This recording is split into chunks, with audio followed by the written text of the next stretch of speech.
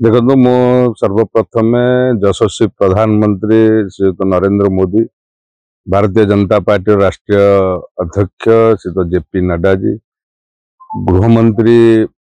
श्रीयुत अमित शाह जी एवं भारत ओडिशार रत्न भारत शिक्षा मंत्री धर्मेंद्र प्रधान को धन्यवाद देवी एवं ओडिशा प्रदेश भारतीय जनता पार्टी राज्य सभापति मनमोहन सामल को धन्यवाद देवी एवं धन्यवाद देवी डेलांग पिपिली अंचल समस्त भारतीय जनता पार्टी